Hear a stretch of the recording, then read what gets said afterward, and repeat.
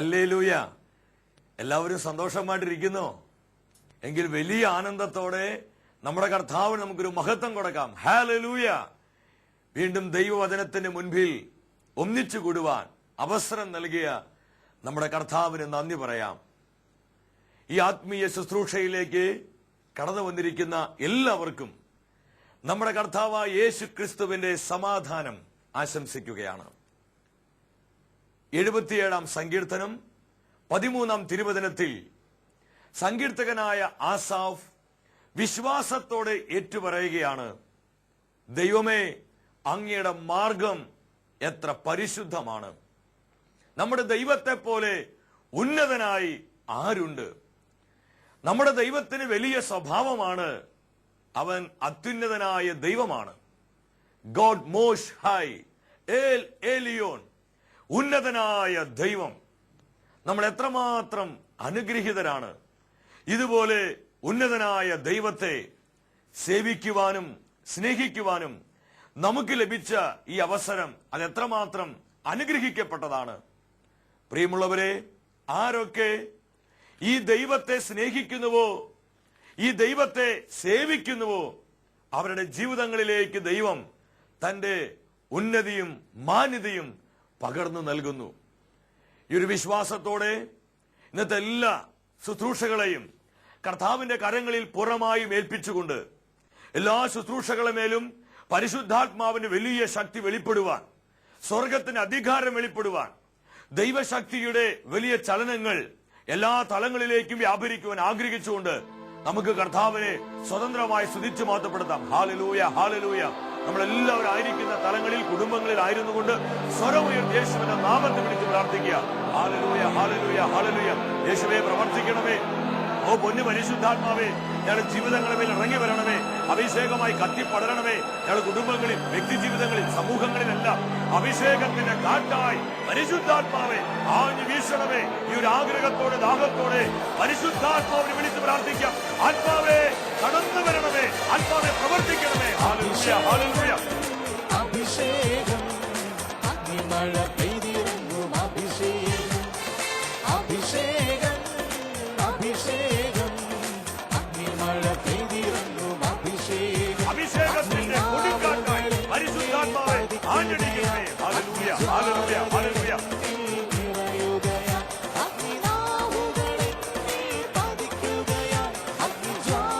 ആത്മാവെ, പ്രവർത്തിക്കണമേ. ഹല്ലേലൂയ, ഹല്ലേലൂയ. കത്തിപ്പടരണമേ. ശക്തിയായി, കൃപയായി, സൗഖ്യമായി, വിടുതലായി, അഭിഷേകത്തിന്റെ കൊടുങ്കാറ്റായി പരിശുദ്ധാത്മാവെ ആഞ്ഞടിക്കണമേ. ഹല്ലേലൂയ, ഹല്ലേലൂയ. അഭിഷേകം അഗ്നിമഴ പെയ്തിറങ്ങും. അഭിഷേകം ഹല്ലേലൂയ, ഹല്ലേലൂയ, ഹല്ലേലൂയ. സമൂഹത്തെ ഉണർത്തണമേ. കുടുംബത്തെ നവീകരിക്കണമേ. വ്യക്തിജീവിതത്തെ അഭിഷേകം ചെയ്യണമേ. ഈ ശുശ്രൂഷകളുടെ മേൽ കരം നീട്ടണമേ. ഹല്ലേലൂയ, ഹല്ലേലൂയ, ഹല്ലേലൂയ, ഹല്ലേലൂയ, ഹല്ലേലൂയ, ഹല്ലേലൂയ, ഹല്ലേലൂയ. ഏറെ ആനന്ദത്തോടെ കർത്താവിന്റെ വചനത്തെ സ്വീകരിക്കുവാനായിട്ട് നമുക്ക് ഒരുങ്ങാം. ഇന്നേ ദിവസം ദൈവവചനത്തിലൂടെ പരിശുദ്ധാത്മാവ് നമ്മളെ വഴി നടത്തുവാനായി പോകുന്നത് ഉയർച്ച നൽകുന്ന ദൈവത്തെ കുറിച്ചാണ്. നമ്മുടെ ജീവിതങ്ങളിലേക്ക് ഉയർച്ച നൽകുന്നത് ദൈവമാണ്. ദൈവമാണ് എല്ലാ ഉയർച്ചയുടെയും ഉറവിടം. സാമുവേൽ പ്രവാചകന്റെ 1-ാം പുസ്തകം 2-ാം അധ്യായം 30-ാം തിരുവചനത്തിൽ നമുക്ക് കാണുവാൻ കഴിയും. അവിടെ ദൈവം പറയാണ്, എന്നെ ആദരിക്കുന്നവനെ ഞാനും ആദരിക്കും. ആരൊക്കെ ദൈവത്തെ മാനിക്കുന്നുവോ ആദരിക്കുന്നുവോ അവരുടെ ജീവിതങ്ങളെ ദൈവവും മാനിക്കുന്നു. ദൈവം അവരുടെ ജീവിതങ്ങളെ ആദരിച്ചുയർത്തുന്നു. ദൈവത്തെ മാനിക്കുന്നവരെ ദൈവം മാനിക്കും. ഇത് ദൈവത്തിന്റെ സ്വഭാവമാണ്. ഈ ആധുനിക കാലഘട്ടത്തിൽ ഏറ്റവും വലിയൊരു പ്രശ്നമാണ് ഇന്ന് പ്രശസ്തിക്ക് വേണ്ടി, പെരുമയ്ക്ക് വേണ്ടി, പേരിന് വേണ്ടി എന്ത് ചെയ്യാനും യാതൊരു മടിയുമില്ലാത്ത ഒരു കാലഘട്ടത്തിലാണ് നമ്മൾ എത്തി നിൽക്കുന്നത്. പഠന മേഖലയിലാണെങ്കിലും അവിടെ എന്തൊരു മത്സരമാണ്. ഉയർച്ച കിട്ടാൻ, പെരുമ കിട്ടാൻ, തൊഴിൽ മേഖലകളിൽ, ബിസിനസ് സംരംഭങ്ങളിൽ, രാഷ്ട്രീയ മണ്ഡലത്തിലാണെങ്കിൽ പറയും വേണ്ട. എന്തിന് ആത്മീയ ശുശ്രൂഷ വേദികളിൽ വരെ നമുക്കിത് കാണാൻ പറ്റും. അതിനുവേണ്ടി ആരെ ഇടിച്ചു താഴ്ത്താനും, ആരെ തകർക്കാനും, ആരുടെ സൽപ്പേരിനെ കളങ്കം വരുത്താനും മടിയില്ല. എനിക്ക് വലുതാവണം, എനിക്ക് പേര് കിട്ടണം, എനിക്ക് പ്രശസ്തി ഉണ്ടാവണം, എനിക്ക് കയ്യടി കിട്ടണം. അതിനുവേണ്ടി എന്ത് കുറുക്കുവഴികളും എന്ത് തന്ത്രങ്ങളും എന്ത് പ്രവൃത്തിയും ചെയ്യാൻ ഞാൻ റെഡിയാ. ഈ ഒരു അവസ്ഥയിൽ ഇന്നത്തെ ആധുനിക മനുഷ്യൻ അധപതിച്ചുകൊണ്ടിരിക്കുകയാ. ഇവിടെയാണ് പരിശുദ്ധാത്മാവ് ദൈവവചനത്തിലൂടെ നമ്മെ പഠിപ്പിക്കുന്ന ഈ ദൈവികാലോചനയ്ക്കുള്ള പ്രസക്തി വെളിപ്പെടുന്നത്. ഹല്ലേലൂയ. നമ്മൾ മനസ്സിലാക്കുക ദൈവമക്കളെ, ദൈവത്തെ മാനിക്കുന്നവരെ ദൈവം ഉയർത്തും. നമ്മൾ സ്വയം നമ്മുടെ പ്രശസ്തിക്ക് വേണ്ടി നിലകൊള്ളുന്നതും ദൈവം നമ്മൾ ഉയർത്തുന്നതും തമ്മിൽ വലിയ വ്യത്യാസമുണ്ട്. നാം തിരുവചനത്തിലൂടെ ഈ ഭാഗങ്ങളിലേക്ക് ഒന്ന് കടക്കാൻ ഒരുങ്ങുകയാ. പ്രാർത്ഥനാപൂർവ്വം നിങ്ങൾ ഇരിക്കണം. ഈ ഒരു അഭിഷേകം നമ്മൾ പ്രാപിക്കണം. പരിശുദ്ധാത്മാവ് ഇന്നേ ദിവസം പ്രധാനമായും 2 വ്യക്തിത്വങ്ങളെ നമ്മുടെ മുൻപിൽ പരിചയപ്പെടുത്തുകയാണ്. ഞാനും നിങ്ങളും ഇതിൽ ആരുടെ പക്ഷത്താണ്, ഏത് ഗ്രൂപ്പിലാണെന്ന് ദൈവവചനത്തിന് മുൻപിലിരുന്ന് സ്വയം പരിശോധിക്കുക. ഒന്നാമത്തെ വ്യക്തിയാണ് അബ്രഹാം, രണ്ടാമത്തെ വ്യക്തിയാണ് നിമ്രോദ്. ആരാണ് ഈ അബ്രഹാം? നമുക്കറിയാം, ഇന്നേക്കാൾ 4000 വർഷങ്ങൾക്ക് മുൻപ് നമ്മുടെ പൂർവ്വപിതാവായ അബ്രഹാമിനെ ദൈവം വിളിച്ചു. ഉൽപ്പത്തിയുടെ പുസ്തകം 12-ാം അധ്യായം 2-ാം തിരുവചനത്തിൽ അവിടെ ദൈവത്തിന്റെ സ്വരം കേട്ട് ആ ദൈവിക സ്വരത്തെ അബ്രഹാം അനുസരിക്കാൻ തയ്യാറായപ്പോൾ സർവജ്ഞാനിയായ ദൈവം അബ്രഹാമിനെ നോക്കിക്കൊണ്ട് പറഞ്ഞു, അബ്രഹാമേ, ഞാൻ നിന്റെ പേര് മഹത്തമമാക്കും. എത്രയോ അനുഗ്രഹിക്കപ്പെട്ടൊരു വാഗ്ദത്തമാണിത്. ദൈവം അബ്രഹാമിനെ നോക്കി പറയും, അബ്രഹാമേ, ഞാൻ നിന്റെ പേര് വലുതാക്കും. എന്താ കാരണം? നീ എന്നെ അനുസരിച്ചു, നീ എന്റെ വിളി കേട്ടു, നീ എന്നോട് ചേർന്ന് നിന്നു, അതുകൊണ്ട് ഞാൻ നിന്റെ പേര് വലുതാക്കും. എന്നാൽ നമ്മൾ നിമ്രോദിനെ നോക്കുക. ആരാണ് നിമ്രോദ്? പലപ്പോഴും ചിലപ്പോൾ നമ്മളിൽ അധികം പേര് ഈ പേര് കേട്ട് കാണാൻ വഴിയില്ല. പക്ഷെ നിമ്രോദ് ആളത്ര നിസ്സാരക്കാരനല്ല. നിമ്രോദ് എന്ന് പറയുന്ന ഈ വ്യക്തി വിശുദ്ധ ബൈബിളിൽ ചുരുക്കമായിട്ടാണ് പരാമർശിച്ചിട്ടുള്ളതെങ്കിലും വളരെ പ്രധാനപ്പെട്ട ഒരു വ്യക്തിത്വമാണ് നിമ്രോദിന്റെ വ്യക്തിത്വം. ഉൽപ്പത്തിയുടെ പുസ്തകം 10-ാം അധ്യായത്തിലോട്ട് നമ്മൾ വരുമ്പോൾ 8-ാം വചനത്തിൽ കുഷിന് നിമ്രോദ് എന്നൊരു പുത്രൻ ജനിച്ചു. അവനാണ് ഭൂമിയിലെ ആദ്യത്തെ വീരപുരുഷൻ. വിശുദ്ധ ബൈബിൾ നിമ്രോദിനെ കുറിച്ച് സാക്ഷ്യപ്പെടുത്തുന്ന അവൻ വീരപുരുഷനാണെന്ന. എന്താ നിമ്രോദിന്റെ മറ്റൊരു പ്രത്യേകത? 10-11 വാക്യങ്ങൾ. ആരംഭത്തിൽ അവന്റെ രാജ്യം ഷീനാർ ദേശത്തെ ബാബേലും ഏറേക്കും അഖാദും അടങ്ങിയതായിരുന്നു. അവൻ അവിടെ നിന്ന് അഷൂറിലേക്ക് കടന്ന് നിനേവെ, റഹബോത്ത് പട്ടണം, കാല എന്നിവ പണിതു. അപ്പൊ നിനേവെ പട്ടണം, റഹബോത്ത്, കാല എന്ന് തുടങ്ങുന്ന പട്ടണങ്ങളെല്ലാം പണി കഴിപ്പിച്ച ഒരു വലിയ എഞ്ചിനീയർ ആയിരുന്നു നിമ്രോദ് എന്ന് പറയുന്ന. നല്ല കഴിവുള്ളവൻ, നല്ല സ്മാർട്ടായിട്ടുള്ള പേഴ്സണാലിറ്റി, നല്ല കാര്യപ്രാപ്തിയുള്ളവൻ. ഈ നിമ്രോദിന്റെ നേതൃത്വത്തിലാണ് ബാബേൽ ഗോപുരം പണി കഴിപ്പിച്ചത്. ബാബേൽ ഗോപുരം പണി കഴിക്കുവാനുള്ള നേതൃത്വ നിരയിൽ ഏറ്റവും വലിയ വ്യക്തിയായിരുന്നു നിമ്രോദ്. അതിന് ലീഡറായിരുന്നു നിമ്രോദ്. പേരിന് വേണ്ടി, പ്രശസ്തിക്ക് വേണ്ടി, പെരുമ കിട്ടാൻ വേണ്ടി, അംഗീകാരം കിട്ടാൻ വേണ്ടി ഇതാ ആകാശമുട്ടുന്ന വിധത്തിൽ ദൈവത്തെ വെല്ലുവിളിച്ചുകൊണ്ട് ബാബേൽ ഗോപുരം പണിയാൻ നിമ്രോദും അവന്റെ കൂട്ടാളികളും തയ്യാറാവുകയാണ്. ഈ കാലഘട്ടത്തിലുമുണ്ട് ഇതുപോലെ നിമ്രോദിനെ പോലുള്ള അനേക മനുഷ്യരെ. ശ്രദ്ധിക്കുക, ഇന്ന് പേരിന് വേണ്ടി, പ്രശസ്തിക്ക് വേണ്ടി എന്തൊക്കെ കാട്ടിക്കൂട്ടുന്നത്. നമ്മുടെ ചില വിരുന്ന് സൽക്കാരങ്ങൾ തന്നെ എടുത്താൽ മതി. ഒരു വിവാഹ സൽക്കാരം, അല്ലെങ്കിൽ ഒരു ബർത്ത്ഡേ, കുഞ്ഞിന്റെ ബർത്ത്ഡേ വരുമ്പോൾ, അല്ലെങ്കിൽ ഒരു ആദ്യ കുർബാന സ്വീകരണം വരുമ്പോൾ, അല്ലെങ്കിൽ മറ്റേ ഇതുപോലുള്ള ഏതെങ്കിലും ഫംഗ്ഷൻസ് വരുമ്പോൾ എന്ത് ആർഭാടങ്ങളാണ്, എന്ത് ചെലവുകളാണ്.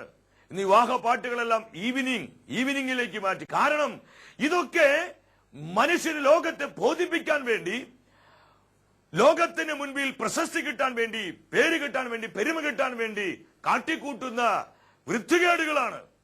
പ്രിയമുള്ള, നമ്മൾ മനസ്സിലാക്കണം, നമുക്ക് ആഘോഷങ്ങൾ വേണം, ഇതെല്ലാം വേണം. പക്ഷെ അതിനെല്ലാം ഒരു ദൈവികമായൊരു വ്യവസ്ഥയുണ്ട്. ദൈവം ആഗ്രഹിക്കുന്ന വിധത്തിലായിരിക്കണം നമ്മളെല്ലാം അത് അറേഞ്ച് ചെയ്യേണ്ടതും. ഇവിടെ നിമ്രോദും കൂട്ടുകാരും പറഞ്ഞു.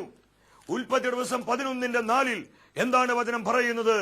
അവർ പരസ്പരം പറഞ്ഞു, നമുക്കൊരു പട്ടണം, ആകാശമുട്ടുന്നൊരു ഗോപുരം പണിത് നമ്മുടെ പ്രശസ്തി നിലനിർത്താം, നമ്മുടെ പേര് നിലനിർത്താം, നമ്മുടെ പെരുമ നിലനിർത്താം. അവര് പറഞ്ഞു അല്ലെങ്കിൽ നമ്മൾ ഭൂമുഖത്താകെ ചിതറിപ്പോകും. പേരിനും പ്രശസ്തിക്ക് വേണ്ടി അവര് ബാബേല് പണിതു. എന്നാൽ എന്താ സംഭവിച്ചത് ദൈവമക്കളെ? സ്വന്തം പേരിന് വേണ്ടി, സ്വയം പെരുമ കിട്ടാൻ വേണ്ടി, സ്വന്തം പ്രശസ്തിക്ക് വേണ്ടി ആരൊക്കെ അധ്വാനിക്കുന്നുണ്ടോ, ആരൊക്കെ പരിശ്രമിക്കുന്നുണ്ടോ, അപ്രകാരമുള്ള ജീവിതങ്ങൾക്ക് പരിശുദ്ധാത്മാവ് നൽകുന്ന മുന്നറിയിപ്പാണിത്. എന്താണ് അവൻ നൽകുന്ന മുന്നറിയിപ്പ്? 11-ാം അധ്യായം അവിടെ 9-ാം വചനത്തിലോട്ട് വരുമ്പോൾ നമുക്ക് കാണാൻ പറ്റും. അവിടെ ഭാഷ ചിതറിപ്പോയി, മാത്രമല്ല അവരാകെ നാടാകെ ചിതറിക്കപ്പെട്ടു. അവരെല്ലാം ചിതറിക്കപ്പെട്ടു. ഇത് നമുക്കുള്ളൊരു ദൈവത്തിന്റെ ആലോചനയാണ്. ഈ നാളുകളിൽ ദൈവമക്കളായ ഞാനും നിങ്ങളും സ്വന്തം പേരിന് വേണ്ടി, പ്രശസ്തിക്ക് വേണ്ടി, പെരുമയ്ക്ക് വേണ്ടി, മനുഷ്യരുടെ കൈയടി കിട്ടാൻ വേണ്ടി ആരെ ചവിട്ടി താഴ്ത്തിയാണെങ്കിലും വിരോധമില്ല, ആരുടെ മേലും ചവിട്ടി കയറി നിൽക്കാനാണെങ്കിലും സങ്കടമില്ല, സൽപ്പേരിന് കളങ്കം ചാർത്താനും വലിയ വിഷമൊന്നുമില്ല. എനിക്ക് പേര് കിട്ടണം, എനിക്ക് പെരുമ കിട്ടണം, എനിക്ക് വളരണം, എനിക്ക് പ്രശസ്തി ഉണ്ടാകണം. ദൈവമക്കളെ ശ്രദ്ധിക്കുക, ദൈവത്തിന്റെ വചനം മുന്നറിയിപ്പ് തരിക, അവരെല്ലാം ചിതറിക്കപ്പെടും. അതിന്റെ അവസാനം എന്താണെന്നറിയോ? നാശമാണ്, പരാജയമാണ്. നിമ്രോദിന്റെ ജീവിതത്തിലൂടെ പരിശുദ്ധാത്മാവ് ഇതാണ് നമുക്ക് നൽകുന്നത്.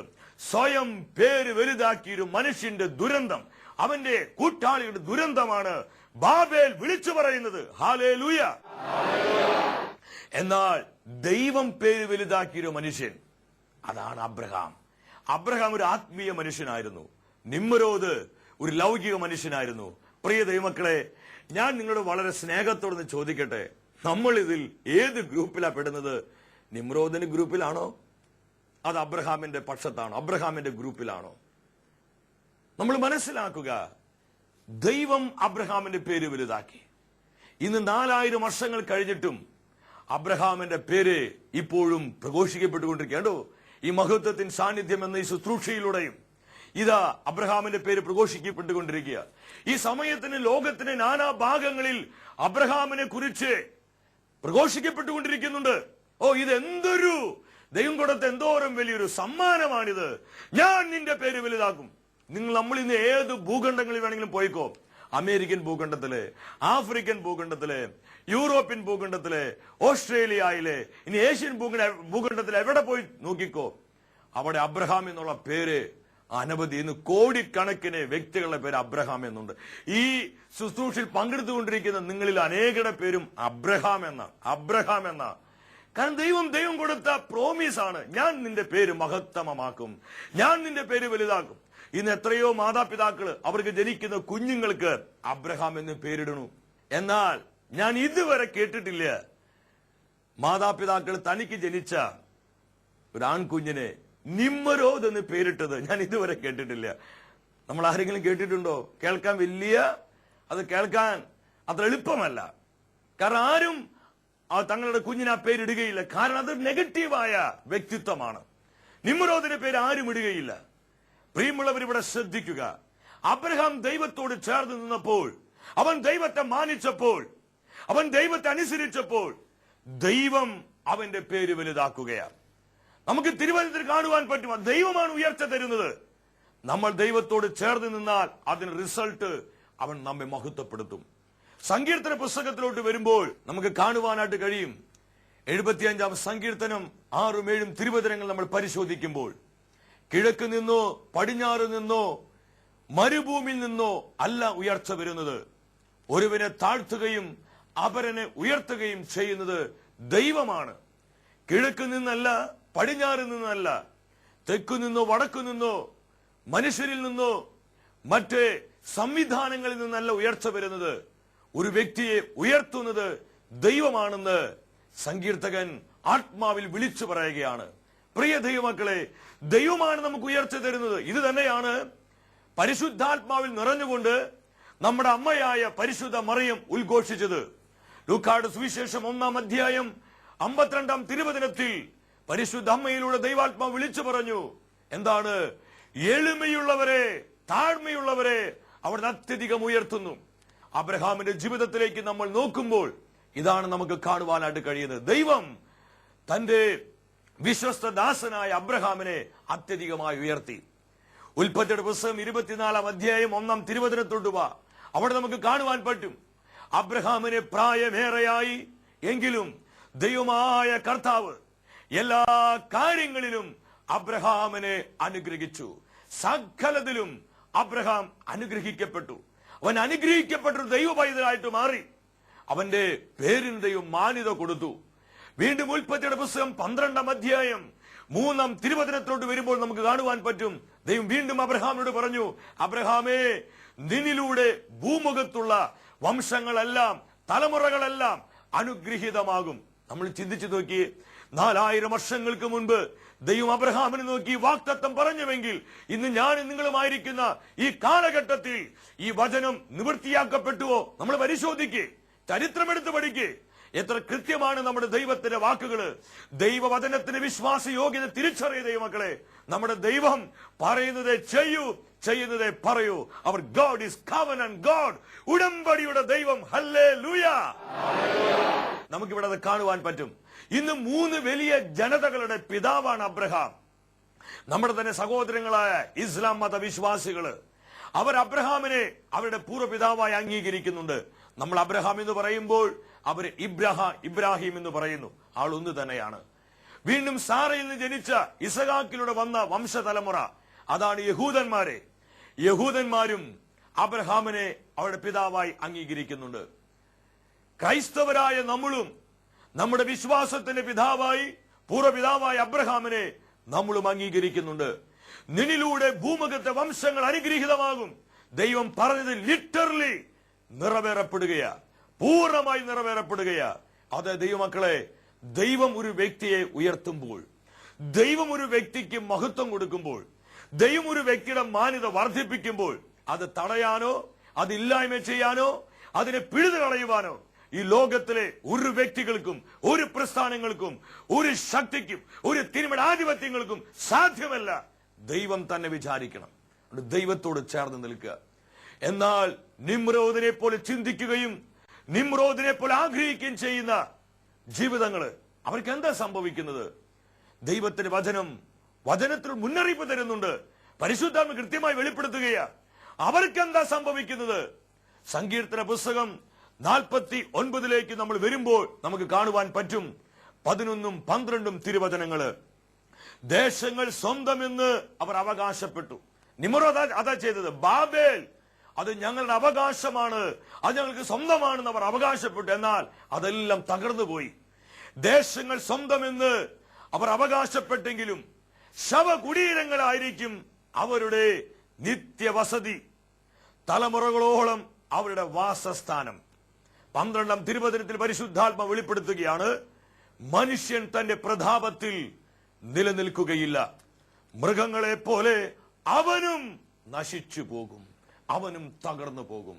ദൈവത്തെ മാറ്റി നിർത്തി സ്വയം പേരിനും പ്രശസ്തിക്കും പെരുമയ്ക്കും അംഗീകാരത്തിനും ഉയർച്ചയ്ക്കും വേണ്ടി ആരൊക്കെ ആഗ്രഹിക്കുന്നുവോ അവരുടെ അവസ്ഥ ഇതാണെന്ന് ഈ തിരുവചന ഭാഗത്തിലൂടെ പരിശുദ്ധാത്മാവ് വളരെ വ്യക്തമായി നമ്മളെ പഠിപ്പിക്കുകയാണ്. അതുകൊണ്ട് ദൈവമക്കളെ, ദൈവം നൽകിയ ഈ ആലോചനകളെ തിരിച്ചറിഞ്ഞുകൊണ്ട് നമ്മുടെ ജീവിതങ്ങളെ ക്രമപ്പെടുത്തുവാനായിട്ട് ഒരുങ്ങുക. അനേകം വിശുദ്ധരുടെ ജീവിതം എടുത്ത് നോക്ക്, നമുക്ക് വളരെ വ്യക്തമായിട്ട് കാണാൻ പറ്റും. അവർ ഈ ലോകത്തിൽ ജീവിച്ചിരിക്കുമ്പോൾ അധികം ആരും അവരെ അറിഞ്ഞില്ല. എന്നാൽ അവർ നിത്യതയിലേക്ക് വിളിക്കപ്പെട്ട് നാളുകൾ കഴിയുമ്പോഴേക്കും ദൈവം അവരുടെ പേര് വലുതാക്കാൻ തുടങ്ങി. ദൈവം അവർക്ക് മാന്യത കൊടുക്കാൻ തുടങ്ങി. എത്രയോ വിശുദ്ധാത്മാക്കളെ നമുക്ക് ഇതുപോലെ കാണുവാൻ പറ്റും തിരുസഭയിലെ. പ്രിയ ദൈവമക്കളെ, ആരൊക്കെ ദൈവത്തെ മഹത്വപ്പെടുത്തി ലോകത്തിൽ ജീവിച്ചുവോ ഉറപ്പ് അവർക്ക് ദൈവം തിരിച്ചു മഹത്വം കൊടുക്കും. അവർക്ക് ദൈവം തന്റെ മാന്യത കൊടുക്കും. അതുകൊണ്ട് സങ്കീർത്തകൻ ആസാവ് പറഞ്ഞത്, നമ്മുടെ ദൈവത്തെ പോലെ ഉന്നതനായി ആരുണ്ട്? അവന്റെ ഉന്നതിയിലേക്ക് നോക്കി, അവന്റെ മഹത്വത്തിലേക്ക് നോക്കി, അവന്റെ സാന്നിധ്യത്തെ തിരിച്ചറിഞ്ഞുകൊണ്ട് നമ്മുടെ ജീവിതങ്ങളെയും കുടുംബങ്ങളെയും പൂർണ്ണമായും കർത്താവിനെ ഏൽപ്പിക്കാം. അതിനായി നമുക്ക് പ്രാർത്ഥിക്കാം. ദൈവം നമ്മെല്ലാവരെയും സമൃദ്ധമായി അനുഗ്രഹിക്കട്ടെ. നിത്യസ്നേഹത്താൽ എന്നെ സ്നേഹിച്ചു, നിത്യസ്നേഹത്താൽ എന്നെ സ്നേഹിച്ചു.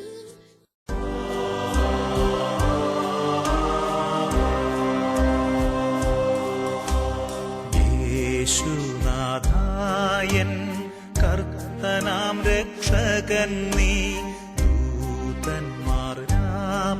തിരുസന്നിധിക്കൽ വാഴ്ത്തിയിടുന്നു.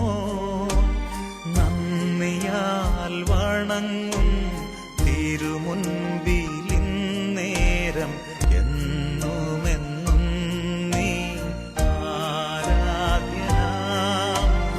നീ പരിശുദ്ധൻ, നീ എന്നും സ്തുത്യൻ.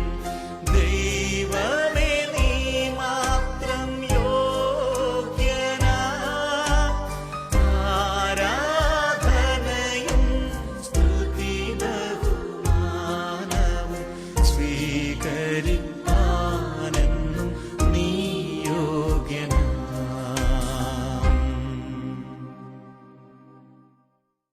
പരമപരിശുദ്ധനായ കർത്താവിന്റെ സാന്നിധ്യത്തിന്റെ മുൻപിൽ നമ്മളെല്ലാം കടന്നു വന്നിരിക്കുകയാണ്. വിശുദ്ധിയിൽ മഹത്വപൂർണനായ ദൈവം പരിശുദ്ധ കുർബാനയായി നമ്മുടെ മധ്യേ എഴുന്നള്ളി വന്നിരിക്കുന്നു. പ്രിയ ദൈവമക്കളെ, കർത്താവിന്റെ സാന്നിധ്യം പൂർണ്ണമായും അനുഭവിച്ചുകൊണ്ട് ഈ ആരാധന ശുശ്രൂഷയിലൂടെ ദൈവത്തിന്റെ പരിശുദ്ധാത്മാവ് നമ്മുടെ ജീവിതങ്ങളിലേക്കും കുടുംബങ്ങളിലേക്കും എല്ലാ സാഹചര്യങ്ങളിലേക്കും പകരുന്ന അഭിഷേകത്തെ ഏറ്റുവാങ്ങി ഏറൊരുക്കമുള്ള ഹൃദയത്തോടെ നമുക്ക് പ്രാർത്ഥിച്ചുകൊണ്ടിരിക്കാം. ഇന്നേ ദിവസം തിരുവചനത്തിലൂടെ പരിശുദ്ധാത്മാവ് പഠിപ്പിക്കുകയായിരുന്നു, ദൈവമാണ് ഉയർച്ച നൽകുന്നത്. എല്ലാ ഉയർച്ചയുടെയും ഉറവിടം നമ്മുടെ ദൈവമാണ്. പ്രിയ ദൈവമക്കളെ, ഇരുകരങ്ങളും ദിവ്യകാരുണ്യനാഥന്റെ മുൻപിൽ യാചനാപൂർവ്വം തുറന്നു പിടിച്ച് ഏറൊരുക്കമുള്ള ഹൃദയത്തോടെ പ്രാർത്ഥിക്കാം. നമ്മുടെ ജീവിതത്തിൽ സംഭവിച്ചു പോയ എല്ലാ തകർച്ചകളെയും ദുഃഖ ദുരിതങ്ങളെയും നമ്മൾ അനുഭവിക്കുന്ന സകല നൊമ്പരങ്ങളെയും മനസ്സിന് ഏറ്റ എല്ലാ മുറിവുകളെയും കർത്താവിന്റെ കരങ്ങളിൽ ഏൽപ്പിച്ച് ആ തലങ്ങളിലെല്ലാം കർത്താവിന്റെ സൗഖ്യത്തിന്റെ അഭിഷേകം ഒഴുകപ്പെടുവാൻ അവന്റെ മുറിവേറ്റ കരം വെച്ച് നമ്മുടെ ജീവിതങ്ങളിൽ ഒരു യഥാർത്ഥമായി വിടുതൽ സംഭവിക്കുവാൻ ആഗ്രഹിച്ചുകൊണ്ട് പ്രാർത്ഥിക്കാം. സകല തകർച്ചകളെയും ഉയർച്ചകളാക്കി മാറ്റുന്ന ദൈവമേ, പരാജയങ്ങളെ വിജയമാക്കുന്നവരെ, അസാധ്യങ്ങളെ സാധ്യമാക്കുന്നവരെ, സകല ദുഃഖങ്ങളെയും ആനന്ദമാക്കുന്നവരെ, ഓ ഞങ്ങൾ അങ്ങേ ആരാധിക്കുന്നു. ഇരു കരങ്ങളും കർത്താവിന്റെ മുൻപിലേക്ക് ഉയർത്തിപ്പിടിച്ച് നുറുങ്ങി ഹൃദയത്തോടെ പ്രാർത്ഥിക്ക്. യേശുവിനെ വിളിക്ക്. അഭിഷേകം അഭിഷേകം അഗ്നിമഴ പെയ്തിറങ്ങും. അഭിഷേകം അഗ്നിനാവുകളെന്നെ പതിക്കുകയാ. അഗ്നിജ്വാലകളെന്നെ നിറയുകയാ. അഗ്നിനാവുകളെന്നെ പതിക്കുകയാ. അഗ്നിജ്വാലകളെന്നെ നിറയുകയാ. അഭിഷേകം അഭിഷേകം അഗ്നിമഴ പെയ്തിറങ്ങും. അഭിഷേകം അഭിഷേകം അഭിഷേകം അഗ്നിമഴ. ഇതാ ഈ പരിശുദ്ധ കുർബാനയിൽ നിന്ന് കർത്താവിന്റെ അത്ഭുത ശക്തി, അവന്റെ വിടുവിക്കുന്ന ശക്തി, അനുഗ്രഹിക്കുന്ന ശക്തി നമ്മുടെ ജീവിതങ്ങളിലേക്ക് വ്യാപരിക്കുന്നു. Hallelujah, hallelujah. കർത്താവെ, അഭിഷേകം ചെയ്യണമേ, ശക്തീകരിക്കണമേ. ഞങ്ങളുടെ കുടുംബങ്ങൾ വിശുദ്ധീകരിക്കണമേ. ഞങ്ങളുടെ ആവശ്യങ്ങൾ അനുഗ്രഹിക്കണമേ. ഞങ്ങളുടെ സമൂഹങ്ങളെ വിശുദ്ധീകരിക്കണമേ. ആരാധന, ആരാധന, ആരാധന. Hallelujah, hallelujah. ഞങ്ങളെ ശക്തീകരിച്ച് കർത്താവെ നന്ദി പറയുന്നു. ആരാധന, ആരാധന, ആരാധന. നന്ദി കർത്താവെ, നന്ദി കർത്താവെ. നമ്മൾ ആരും തന്നെ ഇവിടെ സ്ഥിരം താമസിക്കാൻ വേണ്ടി വന്നിട്ടുള്ളവരല്ല. എന്റെയും നിങ്ങളുടെയും ഈ ഭൂമിയിലെ ജീവിതം എന്ന് പറയുന്നത് വയലിൽ